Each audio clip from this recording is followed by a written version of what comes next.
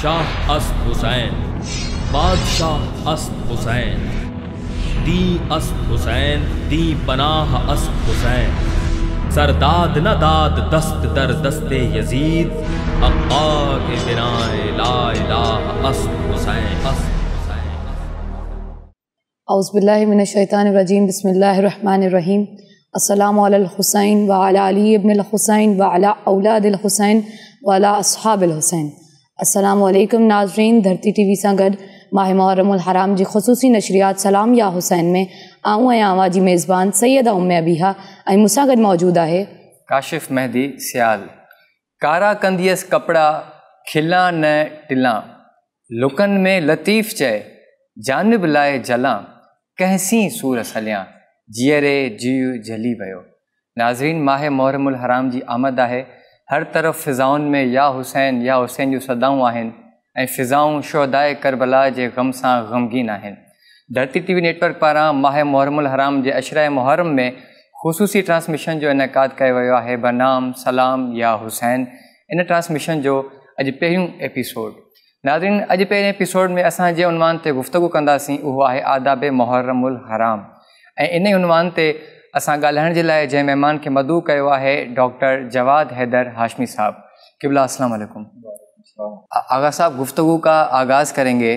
क़िबला, मेरा आपसे पहला सवाल ये है कि बहैसियत मुसलमान, जैसे कि कहा जाता है माह मुहर्रम हराम इस्लाम की बका का महीना है, तो बहैसियत मुसलमान हमें माह मुहर्रम हराम कैसे मनाना चाहिए? बिस्मिल्लाहिर्रहमानिर्रहीम। सबसे पहले माह मुहर्रम हराम की आमद की वजह से तमाम आलम इस्लाम की खिदमत में तस्लियत और ताज़ियत पेश करता हूँ। यकीनन ये गम का महीना है। नवासे रसूल हज़रत इमाम हुसैन अलैहिस्सलातु वस्सलाम इसी महीने में शहीद किए गए। न सिर्फ आप बल्कि आपके आवान व अंसार, आपके फ़र्जंदान, और इमाम अलैहिस्सलाम को शहीद करने के बाद इमाम अलैहिस्सलाम के जो बाकी मुख़द्दरात इस्मत व तहारत हैं उनकी बेहुरमती की गई, उनको गिरफ़्तार किया गया। तो लिहाजा ख़ानदान रिसालत के ऊपर पहुँचने वाला ये जुल्म तारीख़ इंसानियत के अंदर ऐसा एक करबनाक वाक़या है कि जिसको 1400 साल गुज़रने के बाद हम नहीं भुला पा रहे। बल्कि हम क्या, जो भी इंसान इस वाक़े को सुनता है, चाहे वो मुसलमान हो या न हो, वो इस वाक़े को फरामोश नहीं कर सकते।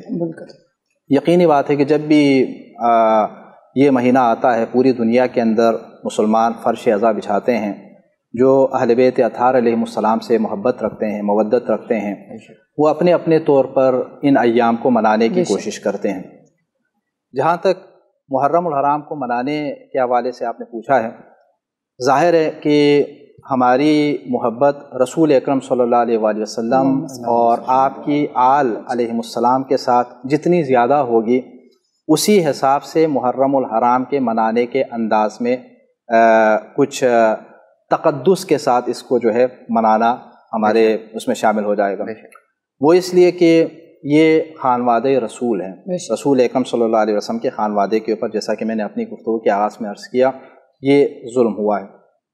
तो जहाँ ये मुहर्रम हराम का महीना आए तो तमाम मुसलमानों के ऊपर ये फ़र्ज़ बनता है कि वो हुज़ूर अकरम सल्लल्लाहु अलैहि वसल्लम के साथ अपनी वाबस्तगी का इजहार करें और आले अतहार अलैहिमुस्सलाम के ऊपर पहुँचने वाले मसाइब को याद करें।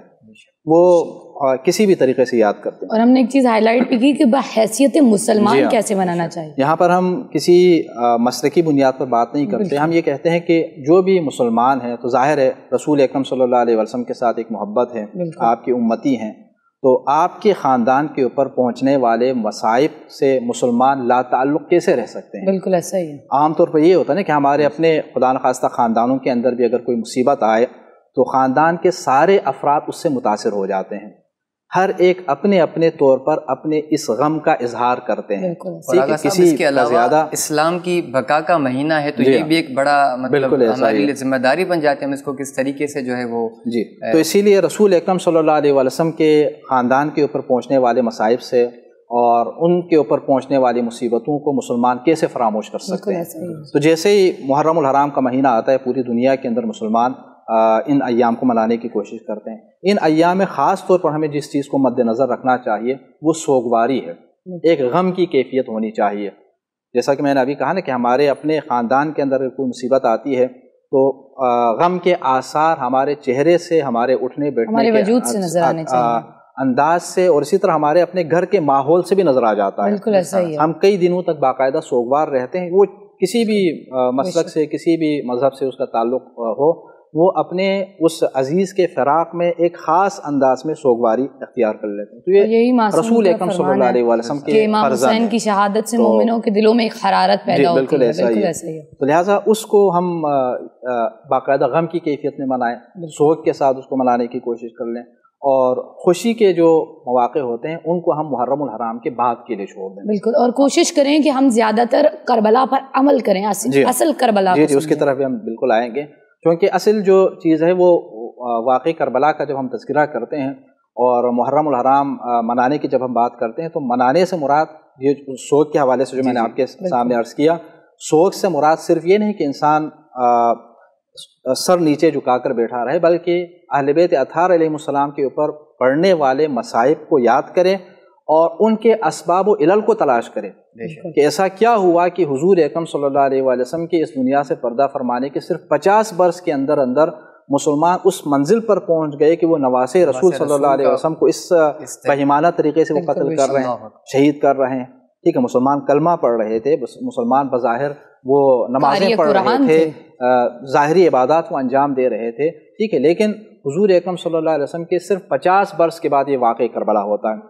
تمام مسلمانوں کے لیے ایک ویسے سوچنے کا ایک مقام ہے، ٹھیک ہے، ایک عبرت کا ایک مقام ہے کہ 50 سالوں کے اندر کیا تبدیلی آئی کہ حضور اکرم کے خاندان کے افراد کے ساتھ سارے لوگ مل کر اس قسم کا بہیمانہ سلوک کر رہے ہیں. اگر ایسا ہوتا، خدا میں خون بہانے کے لیے تیار ہو گئے. اگر ایسا ہوتا کہ مثلا کسی ایک فرد نے اگر قتل کیا ہوتا چھپ کر تو پھر بات دوسری ہوتی. یہاں پر ایک فرد نہیں ہے، پورا لشکر ہے، پوری حکومت ہے، یعنی پوری ایک لحاظ سے آپ یہ کہہ سکتے ہیں کہ پوری ریاست ہے. ٹھیک ہے، ریاست کے جتنے بھی ارکان ہیں وہ اس کے اندر شریک ہیں اور وہ نواسے رسول صلی اللہ علیہ وسلم کو کیا ہے قتل کرنے کے لیے یہاں پر میدان میں آ گئے ہیں. تو یہ واقعی مسلمانوں کے لیے ایک لمحہ فکری ہے کہ اس وقت تک بظاہر ساری عبادتیں بھی بجا لائی جا رہی ہیں، حضور اکرم صلی اللہ علیہ وسلم کا کلمہ بھی پڑھ رہے ہیں اور حضور اکرم کے نواسے کے ساتھ یہ سلوک کر رہے ہیں. اور دوسری طرف ہم جب امام حسین علیہ السلام کے وجود مقدس کو جب ہم دیکھتے ہیں تو وہاں پر ایسا بھی نہیں تھا کہ خدا نخواستہ امام حسین علیہ السلام نے کوئی ایسا عمل انجام دیا ہو کہ جس کی وجہ سے مسلمانوں کے لیے معاملہ مشتبہ ہو گیا ہو. ایسا کچھ نہیں تھا. ٹھیک ہے، لوگ جانتے تھے کہ آپ نواسے رسول ہیں. ان میں بے شمار ایسے افراد موجود ہیں کہ جو زمانے رسول میں حضور اکرم صلی اللہ علیہ وسلم جب امام حسین علیہ السلام کو اپنے کندھوں کے اوپر اٹھاتے تھے تو وہ دیکھ رہے تھے. ٹھیک ہے، لیکن ان حالات کے باوجود زیادہ طویل عرصہ نہیں گزرا، لیکن اس کے باوجود نواسے رسول کے ساتھ جب اس طرح کا سلوک کیا گیا اور یہ ظلم روا رکھا گیا تو ظاہر ہے پھر مسلمان اس کو فراموش نہیں کر سکتے. تو اس لیے ان اسباب و علل کی طرف بھی انسان بھلا دیے گئے کہ رسول اللہ نے فرمایا حسین منی وانا من الحسین. رسول اللہ نے حضرت امام حسن امام حسین کو اپنے کندھوں پہ بٹھایا. مطلب یہ جو محبتوں کا امام حسین علیہ السلام کے حوالے سے رسول اکرم صلی اللہ علیہ وسلم کی بے شمار حدیثیں ہیں جن میں سے بعض کی طرف آپ نے وہ سب بھلا دی گئی. وہ نواسے رسول کا ایک حضور اکرم صلی اللہ علیہ وسلم امام حسین علیہ السلام سے خاص الفت رکھتے تھے، خاص محبت رکھتے تھے. اور یہاں پر ایک بات اور بھی آپ کے سامنے بیان کر لوں کہ جب امام حسین علیہ السلام کی ولادت باسعادت جب ہوئی ہے 3 شعبان المعظم کو، تو روایات کے اندر یہ بھی ہے کہ حضرت جبرائیل علیہ السلام تشریف لائے اور جناب جبرائیل نے رسول اکرم صلی اللہ علیہ وآلہ وسلم کو حضرت امام حسین علیہ السلام کی شہادت کی خبر سنائی. تو جیسے ہی آپ نے یہ خبر سنی حضور اکرم صلی اللہ علیہ وسلم نے باقاعدہ گریہ فرمایا.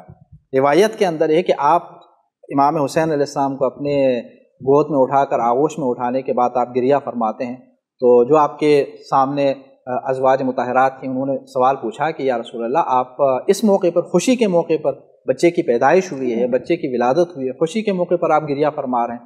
تو اس وقت رسول اکرم صلی اللہ علیہ وسلم نے یہ ارشاد فرمایا تھا کہ ابھی حضرت جبرائیل علیہ السلام نے آ کر مجھے یہ خبر دی ہے کہ میرا یہ لال، میرا یہ بچہ جو ہے وہ کیا ہے مظلومانہ انداز میں شہید کیا جائے گا. اور آپ نے گریہ فرمایا.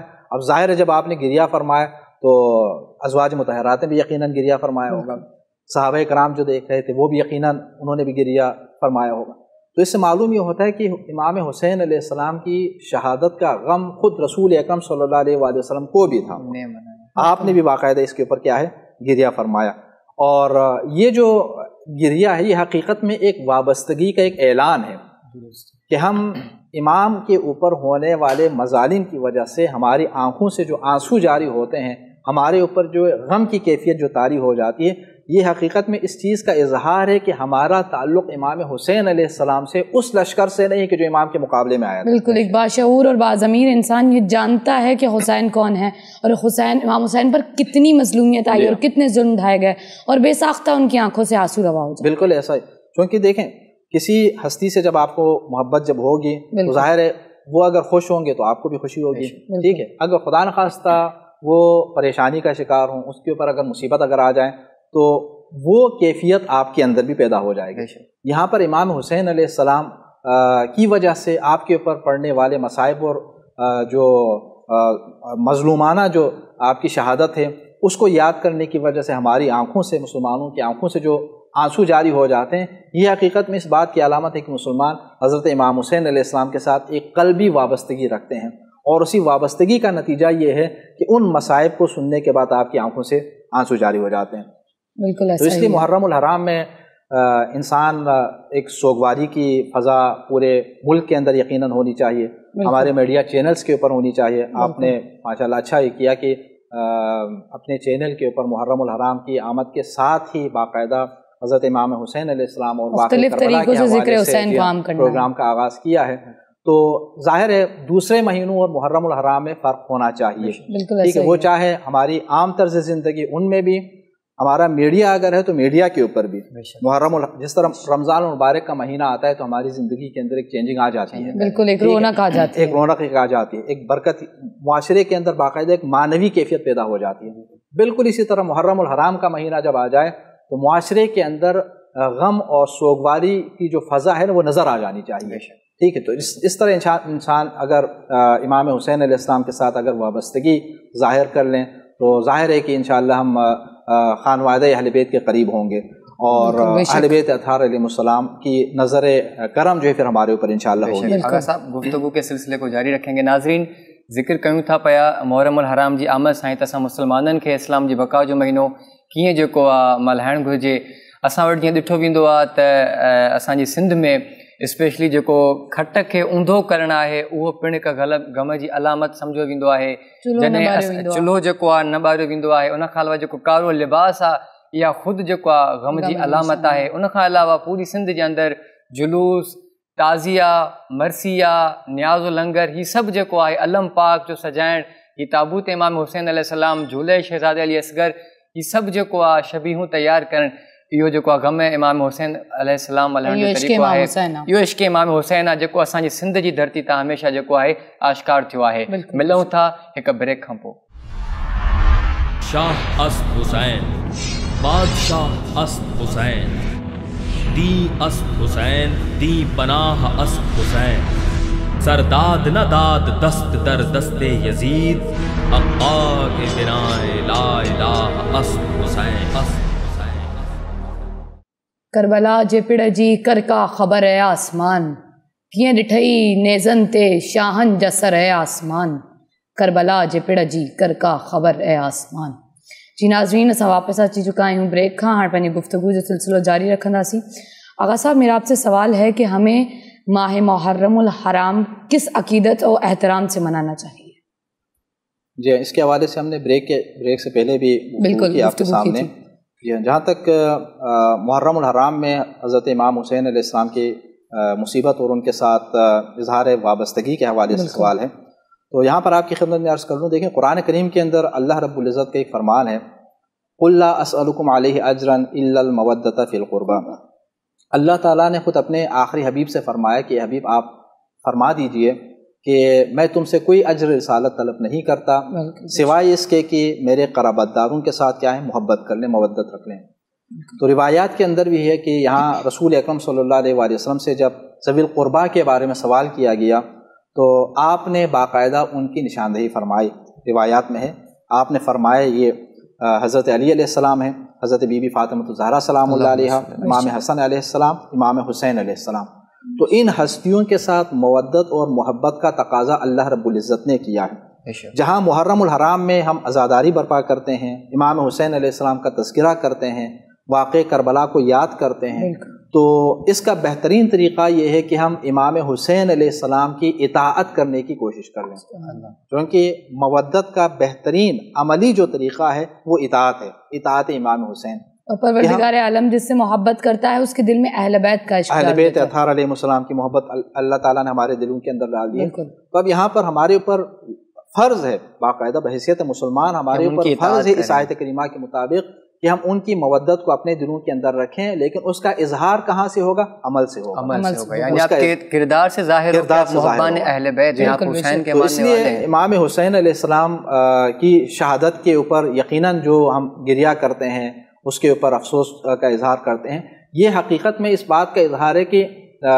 مولا نے جو کربلا کے میدان کے اندر حل من ناصر ینصرنا کی جو آواز لگائی تھی، حقیقت میں وہ صرف اسی وقت کے لیے نہیں تھی، یعنی ہم آج بھی اس آواز کو سننے کی کوشش کریں۔ امام حسین علیہ السلام دین کی خاطر، اسلام کی خاطر آج بھی نصرت طلب فرما رہے ہیں، تو دین اور اسلام کی خاطر ہم اور آپ میدان میں آ گئے۔ صاحب اس کی ایک چیز یہ بھی ہے کہ اس وقت تو کوئی لشکر میں بچا ہی نہیں تھا، تو امام حسین نے کس کو صدا دی؟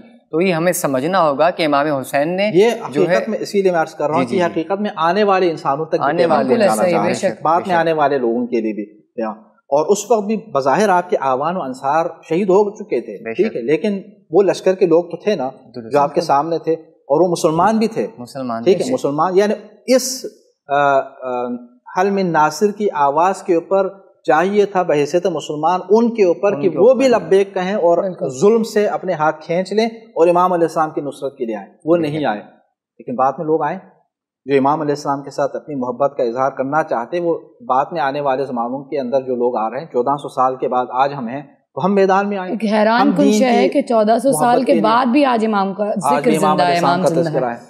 یہاں پر ایک بات اور بھی آپ کی خدمت میں عرض کر لوں، آپ نے جو 1400 سال کی جو بات کی نا، کہ ایک سوال ہمارے ذہنوں کے اندر عام طور پر یہ بھی پیدا ہوتا ہے نا کہ 1400 سال گزرنے کے بعد اب کیوں نہیں بلا پا رہے لوگ، کیوں یہ کیا تاثیر ہے اس غم کی کہ ہم بھول نہیں پاتے، جس کی وجہ سے اب تک یہ واقعہ جو ہے وہ فراموش نہیں ہوتا، لوگ بلانا بھی چاہے نہیں بھول پاتے، ٹھیک ہے، بلکہ ہر سال آپ دیکھیں محرم الحرام کے حوالے سے جو اہتمام ہے مسلمانوں کی اور زیادہ بڑھ رہا ہے۔ بے شک دیکھیں عام طور پر دنیا کے اندر بے شمار واقعات ہوئے ہیں، ایسا نہیں کہ مظلومانہ طور پر انسان جو ہے وہ قتل نہیں ہوئے، بہت سارے لوگ ہو گئے، واقعہ کربلا سے پہلے بھی ہوئے ہیں، واقعہ کربلا کے بعد بھی آپ کو ایسے آج تک آغا صاحب جاری ہیں جن کا ہم ذکر کرتے ہیں، مظلومانہ طور پر بیچارے کربلا کشمیر ہے، کربلا فلسطین، یہ سب۔ لیکن یہاں پر ایک بات یہ پیش نظر ہمیں رکھنی چاہیے، وہ یہ کہ دیکھیں جو لوگ مارے جاتے ہیں، ٹھیک ہے، کسی خاص ہدف کی خاطر مارے جاتے ہیں، ٹھیک ہے، جو اپنی جانیں قربان کر لیتے ہیں، تو ہدف جتنا بلند ہوگا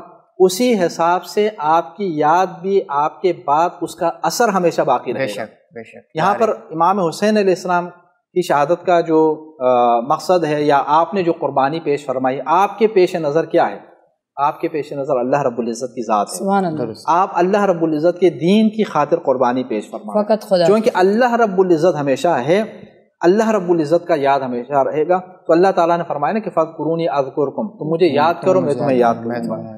تو امام نے اللہ رب العزت کی خاطر، اللہ تعالیٰ کے دین کی خاطر قربانی دی، اللہ رب العزت نے لوگوں کے دلوں کے اندر ان کی محبت ڈال دی، قیامت تک مسلمان آتے رہیں گے امام حسین علیہ السلام کی الفت اور محبت کو اپنے دلوں کے اندر لے کر امام علیہ السلام کی یاد مناتے رہیں گے، محرم الحرام کا مہینہ جب بھی آئے۔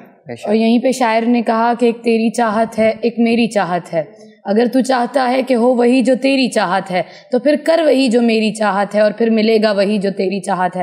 اور امام حسین نے واقعاً ایسا ہی کیا، امام نے جو اتنا سفر طے کیا اور آخر میں جواب یہی ملتا ہے، امام نے فقط خدا کی خاطر کیا، مولا علی نے سجدے میں سر دیا فقط خدا کی خاطر، یعنی پوری زندگی انہوں نے خدا کی خاطر گزاری اور اپنی جان بھی خدا کی راہ میں پیش۔ اور ہم سب جو پوری قوم ہے، اگر ہم ان سب کی ان کی نمائندگی کریں کسی اشعار کے اندر، تو ایک شاعر نے لکھا ہے کہ آنکھوں میں جاگتا ہے صدا غم حسین کا، سینے میں سانس لیتا ہے ماتم حسین کا، اور مٹی میں مل گئے ہیں ارادے یزید کے، لہرا رہا ہے آج بھی پرچم حسین کا۔ تو یہ ایک مقصد کی جو ہے نا برکت تھی کہ امام حسین کا پرچم آج تک جو ہے وہ لہرا رہا ہے، اور یزید جو ہے اس کا آج تک کوئی نام و نشان نہیں۔ بالکل ایسا ہی، چونکہ امام علیہ السلام جو ہے وہ اللہ رب العزت کی خاطر اٹھے، جبکہ یزید جو ہے وہ اپنے تاج اور تخت کی خاطر. تو تاج اور تخت کی گارنٹی کب تک ہو سکتی ہے؟ جب تک وہ خود زندہ ہے. ٹھیک ہے، اس کے بعد کتنے سال تک وہ زندہ رہا؟ 3-4 سال. 4 سال کے بعد پھر وہ چلا گیا، واصل جہنم ہو گیا. لیکن امام حسین علیہ السلام جو اللہ رب العزت کی خاطر آپ نے قربانی پیش فرمائے، اللہ رب العزت کی خاطر آپ میدان میں نکلے. ٹھیک ہے، جان ہر ایک کو عزیز ہوتی ہے. وہاں پر کربلا کے میدان کے اندر آپ کو 2 طرح کے لوگ ملیں گے، جان ہر ایک کو عزیز ہوتی ہے. لیکن امام حسین علیہ السلام نے اپنی جان سے زیادہ جو ہے وہ اللہ رب العزت اور اللہ تعالیٰ کے دین کو جانا، آپ کو قربانی پیش فرمائے. اور جو آپ کے مقابلے میں تھے، جو لشکر یزید تھا، جو ابن زیاد اور یزید اور یزیدی شام کے جو کوفے کے جو لوگ تھے، وہ یہاں پر اپنی ظاہری زندگی کو بچانے کی کوشش کر رہے تھے. لیکن یہ بھی ایک لمحہ فکریہ ہے. بعد میں آنے والے انسان اگر اس کے بارے میں سوچیں تو دیکھیں وہ بھی کتنے سال زندہ رہے. ان میں سے بہت سارے افراد ایسے ہیں کہ جو اسی دن قتل ہو گئے، جو اپنی زندگی بچانے کی خاطر اکثریت کے ساتھ جا کر ملے تھے اور یہ سمجھ رہے تھے کہ امام حسین علیہ السلام کے ساتھ تو صرف 72 لوگ ہیں، ان کے ساتھ اگر ہم چلے جائیں گے تو ہم مارے جائیں گے. مطلب آغا صاحب یہاں پہ مطلب یہ مثال دی جا سکتی ہے کہ تلوار کے اوپر خون کو فتح نصیب ہوئی. یہاں پر ہزاروں کی تعداد میں ہے، تو اس لشکر کا مار کے بھی ہار گئے اور یہ شہید ہو کے بھی جیت گئے. ہم بچ جائیں گے، لیکن وہ نہیں بچے. اس دن کربلا کے میدان میں 72 شہید ہو گئے، سعادت کی زندگی اور اللہ رب العزت کے ساتھ وہ کیا ہے ملحق ہو گئے. لیکن سینکڑوں کی تعداد میں لشکر یزید کے لوگ بھی وہاں پر مارے گئے ہیں. یعنی جو اپنی جانیں بچانے کی خاطر اس لشکر کا حصہ بن گئے تھے، ان میں سے بہت سارے لوگوں کی جانیں اسی دن چلی گئیں، اور ان میں سے باقی جو بچے وہ اگلے 4 سال کے اندر اندر جو قتل ہو گئے. ٹھیک ہے، تو اور اس کے بعد چلے گئے اس دنیا میں. یعنی جس زندگی کو بچانے کی خاطر وہ اپنے نبی کے خانوادے کے اوپر ظلم کرنے کے لیے آئے تھے، ان کی زندگی بچی نہیں. یہ ایک عبرت کا ایک مقام ہے. تو اس لیے زندگی اللہ تعالیٰ نے ایک محدود دی ہے، تو اس کو دین کی خاطر انسان کیا کر لیں، معاف کر لیں. اور محرم الحرام کا جب مہینہ آتا ہے تو ظاہر ہے امام حسین علیہ السلام کا تذکرہ ہوتا ہے، امام حسین علیہ السلام کی سیرت بیان ہوتی ہے، اہل بیت اطہار علیہ السلام کی سیرت بیان ہوتی ہے. تو اس سے ہمیں باقاعدہ موقع ملتا ہے کہ ہم ان ہستیوں سے سیکھیں اور ان کی سیرت سے آگاہ ہو جائیں، اور جس کی وجہ سے ہم ان کے ساتھ باقاعدہ ان کی اتباع کر سکیں اور ان کی اطاعت وغیرہ کر سکیں. اور بالکل یہ مجلسیں، یہ جلوس اور یہ عزاداری، یہ ہر ایک شے امام کی جیت کا ثبوت ہے. اور دنیا کو یہ بتاتے ہیں، بلکہ یہ جو مجالس ہوتی ہیں یہ ایک درسگاہ ہیں، دنیا کو کچھ سکھاتی ہیں. ہم دعوت دیتے ہیں تمام عالم اسلام کو کہ آئیں اور ایک فرش پر بیٹھیں اور یکجا ہو جائیں اور حسین کا ذکر کریں اور جانیں کہ حسین کون تھے، اور آج حسینی کردار لے کر دنیا میں جائیں اور بتائیں کہ حقیقی زندگی کا مقصد ہے کیا. اور بے شک امام حسین کے ذکر اور امام حسین کے غم سے عظیم کوئی غم نہیں. کسی شاعر نے کیا خوب لکھا ہے کہ غم شبیر نے ہر غم کی شدت کو مٹایا ہے، یہ مرہم ہم نے اپنے دل کے زخموں پر لگایا ہے. ہماری بیٹیاں جب بھی کبھی ماں باپ سے بچھڑی، عزیزوں نے انہیں سغرا کا ایک نوحہ سنایا ہے. ناظرین، گفتگو جو سلسلہ جاری رکھوں تھا، ملوں تھا ایک شارٹ بریک کھاں پو. شاہ اسد حسین، بادشاہ اسد حسین، دی اسد حسین، دی پناہ اسد حسین. سرداد نہ داد دست در دست یزید، حقا کے بنائے لا الہ اسد حسین. جی ناظرین، اسا واپس اچی چکا ہوں بریک کھاں. اہیں تے شاعر چیو تو جینے کے واسطے تو سبھی چھوڑتے ہیں گھر، کچھ اور ہی طرح کی تھی ہجرت حسین کی. ہلوں تھا پانے مہمان کی طرف. آغا صاحب، میرا آپ سے سوال ہے کہ ماہ محرم الحرام ہمیں کیا درس دیتا ہے؟ دیکھیں، محرم الحرام کا سب سے اہم ترین جو واقعہ ہے وہ واقعہ عاشورہ ہے، اور واقعہ عاشورہ سے بہت سارے درس ہمیں ملتے ہیں. ان میں سے سب سے اہم ترین جو درس ہے وہ یہ ہے کہ اگر خدا نخواستہ کوئی ایسا وقت آئے کہ جب دین مشکل میں ہو، اسلام مشکل میں ہو، تو پھر وہاں پر جان کی پرواہ نہیں کرنی. اللہ رب العزت کے نزدیک دین زیادہ اہم ہے، اور جان جو ہے وہ دین کے اوپر فدا ہونی چاہیے. دین وہ ہے، اسلام وہ ہے کہ جسے اللہ تعالیٰ نے 1,24,000 انبیاء کرام کی قربانیوں کے بعد انسانوں تک پہنچایا ہے. ٹھیک ہے، اس دین کو انسانوں تک پہنچانے کی خاطر حضرت آدم علیہ السلام سے لے کر آخری نبی حضرت محمد مصطفیٰ صلی اللہ علیہ وآلہ وسلم تک تمام انبیاء کرام نے قربانی پیش فرمائی ہے. انہوں نے جتنی زحمتیں برداشت فرمائی وہ اسی دین کی خاطر، اسلام کی خاطر. اور اسی طرح بعد میں ائمہ اہل بیت علیہ السلام کے اوپر جو مظالم ہیں وہ بھی اسی دین کی خاطر. تو واقعی کربلا سے جو ہمیں سب سے اہم جو درس ملتا ہے وہ یہ ہے کہ اگر دین کے اوپر کوئی مشکل وقت اگر آ جائے تو انسان اپنی جان کی پرواہ نہ کرے، دین کے اوپر اپنی جان قربان کر لے، دین کو بچائے، اپنی جان کو اللہ رب العزت کی راہ میں قربان کر جان ثانی کا درس۔ جان ثانی۔ اس کے بعد جو ہے ایک اور انتہائی اہم جو درس ہمیں واقعی کربلا سے ملتا ہے وہ ظلم کے خلاف ڈٹ جانا ہے۔ بالکل، ظلم کے خلاف انسان نے سر نہیں جھکانا۔ ٹھیک ہے، دنیا کے اندر آپ دیکھیں واقعی کربلا کے بعد باقاعدہ کربلا ایک ضرب المثل کی حیثیت اختیار کر گئی ہے، نہ صرف مسلمانوں کے درمیان بلکہ پوری دنیا میں جتنے بھی آزادی کی تحریکیں چلانے والے جو رہنما ہیں، ٹھیک ہے، وہ چاہے جس دین اور مذہب سے بھی تعلق رکھتے ہوں وہ سب اپنا تعلق کربلا سے جوڑتے ہیں۔ اس وجہ سے چونکہ امام حسین علیہ السلام نے انسانوں کے سامنے یہ بات واضح کر دی کہ ظلم کے سامنے آپ نے جھکنا نہیں، باطل کے سامنے جو جھکائے نہ اپنا سر، جی سمجھو کہ اس کے ذہن کا مالک حسین ہے۔ تو ظلم کرنے والے بعد میں بھی آتے رہیں گے، ظاہر ہے بعد میں بھی آتے رہیں گے، لیکن اس کا مطلب یہ نہیں کہ انسان ظلم کے سامنے سر جھکا لے، نہیں، ظلم کے سامنے کبھی نہیں جھکنا۔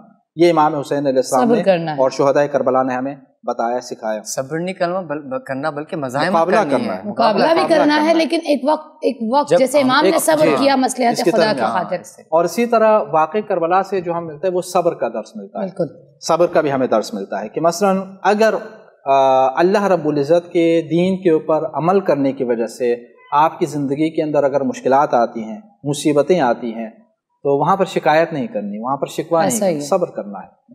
ٹھیک ہے، دین کی خاطر مشکلات آ سکتی ہیں، ٹھیک ہے، مصیبتیں آ سکتی ہیں، لیکن اللہ رب العزت کو مد نظر رکھ کر ہم نے صبر سے کام خدا کا شکر ادا کرنا ہے، شکر ادا کرنا ہے۔ ٹھیک ہے، اسی طرح ایک اور اہم جو درس ہمیں ملتا ہے وہ عزت کا ملتا ہے۔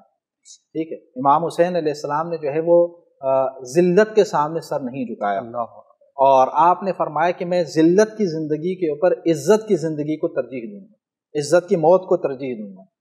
یعنی جب تک انسان زندہ رہے تو عزت کے ساتھ زندہ رہے، ذلت اور خواری کے ساتھ یزید جیسے فاسق و فاجر کو اپنا خلیفہ تسلیم کرتے ہوئے زندہ رہنے سے تو مر جانا بہتر ہے۔ عزت سے جینا ہم نے کربلا سے اس کو خلیفہ سمجھ کر اس کے ہاتھ کے اوپر بیعت کر کے انسان چند دن مزید زندہ رہنے کیا کرنا، کیا کمال۔ بے شک آقا صاحب، یہ ہمارے اس وقت کے جو ماحول ہے اس میں بھی ہمارے لیے ایک درس ہے کہ موجودہ حالات میں جو ظالم ہے، جو یزیدی پیروکار ہیں، ہمیں اس کے خلاف مزاحمت بھی کرنی ہے، اس کی مذمت بھی کرنی ہے، اور حتی الامکان اس کی مرمت بھی کرنی ہے۔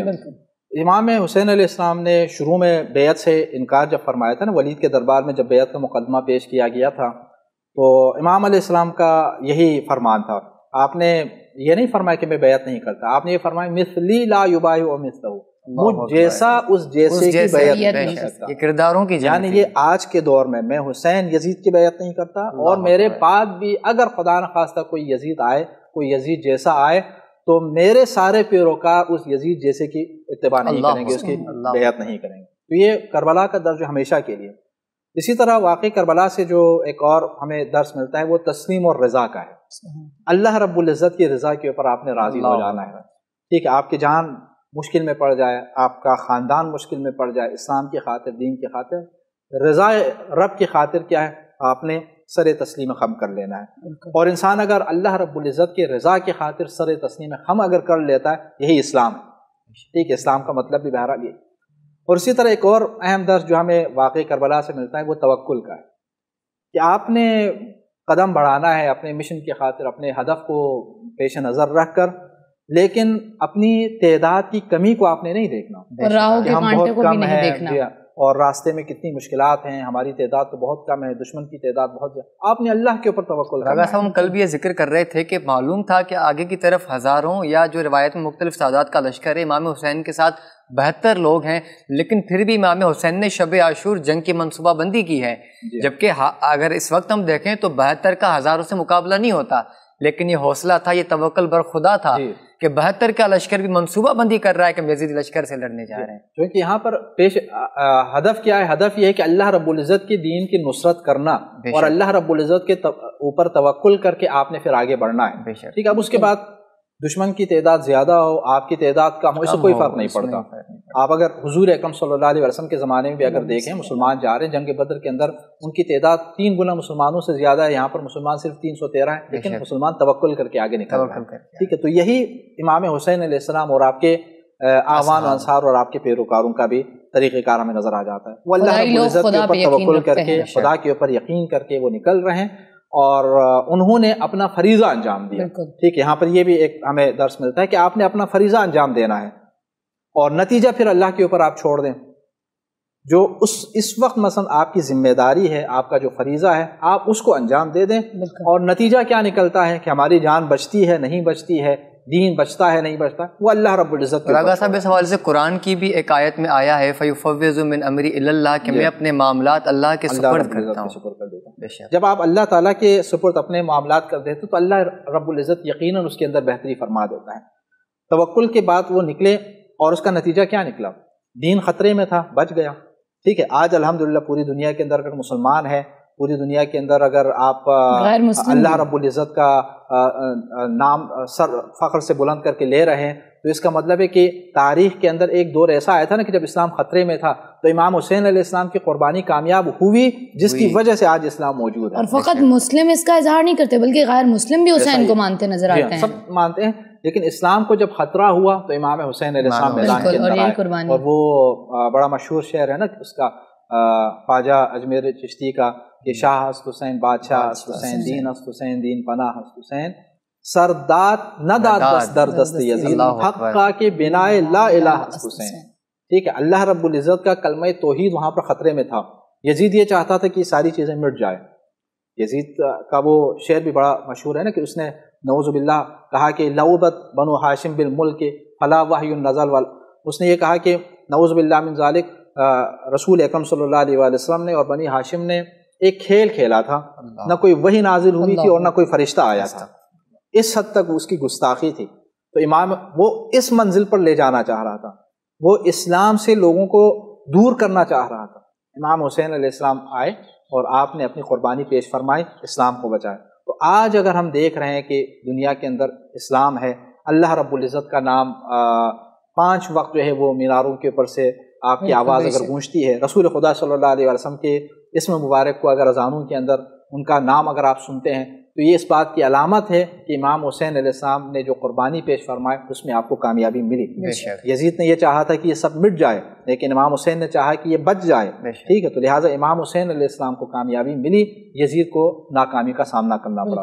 कभी कभी यहाँ पर बाज़ लोग ये सोचते हैं कि इमाम हुसैन चूँकि शहीद हो गए तो उस वक्त वक्ती तौर पर फ़र्ज़ कर लें कि मसलन यजीद को कामयाबी मिली। हालांकि हकीकत में अगर आप देखें तो वक्ती तौर पर भी यजीद को नाकामी का सामना करना पड़ा, क्योंकि मैदान करबला के अंदर जो जंग थी वो जिंदा रहने और न रहने के लिए थोड़ी थी। आप ये कहें कि हाँ, वहाँ पर इस्लाम की खातिर जंग थी।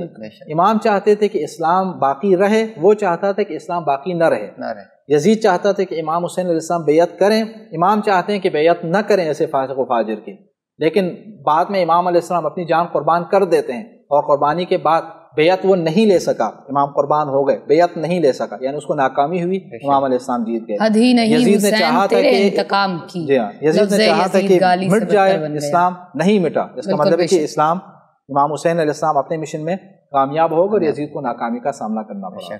नाज़रीन, माह मुहर्रमुल हराम असां खे सब्र, कुर्बानी, जानिसारी, उनखां अलावा अल्लाह पाक ते तवक्कुल करण ऐं हिक ई रात में जे शब आशूर इमाम हुसैन अलैहिस्सलाम जंग जी मनसूबाबंदी कई, असहाबनि सां ख़िताब कयो, ख़ुदा जी इबादत कई, अहलो अयाल सां ॻाल्हायो, इन तरीक़े सां यानी मुहर्रमुल हराम शब आशूर जेको आहे असांखे वक़्त जी पाबंदी जो पिणु दर्स ॾिए थो पियो। नाज़रीन, असां तमामु शुक्रगुज़ार आहियूं असांजे मुअज़्ज़िज़ महिमान डॉक्टर जवाद अदर हाशमी साहब जा, जिन असांजे प्रोग्राम में तशरीफ़ खणी आया। नाज़रीन, हिते गुफ़्तगू जो सिलसिलो तमामु थियो। मिलूं था पिया हिकु ॿिए ॾींहं ते हिकु नए उनवान ते हिकु नए महिमान सां गॾु। सलाम या हुसैन। शाह अस्त हुसैन, बादशाह अस्त हुसैन, दी अस्त हुसैन, दी पनाह अस्त हुसैन, सरदाद न दाद दस्त दर दस्ते यजीद, हक़्क़ा के बिनाए ला इलाहा अस्त हुसैन।